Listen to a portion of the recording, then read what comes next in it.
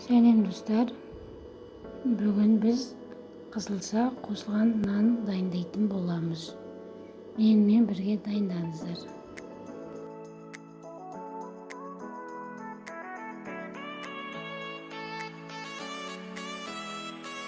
Ең алдымен бізге керек заттар: піскен қызылса, ұн, жылы су, керек жаңғағы, тұз, тұз, сұйық май қажет. Ең алдымен піскен қызылсамызды түкістен өткізіп, тұз саламыз және тұзымызды саламыз. Оның үстіне сұйық майымызды құйып араластырамыз.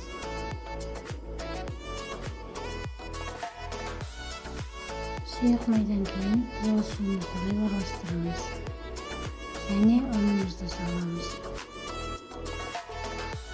Және грек жаңғағымызды салып араластырамыз.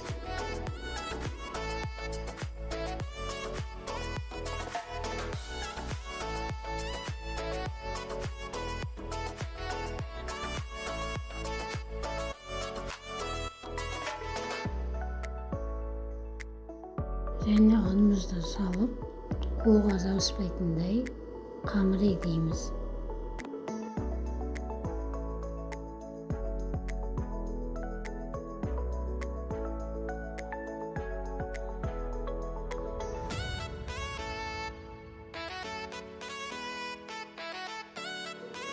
Сұйық майымызбен майлап, қамырымызды көтерілгенше 2 сағатқа қоямыз.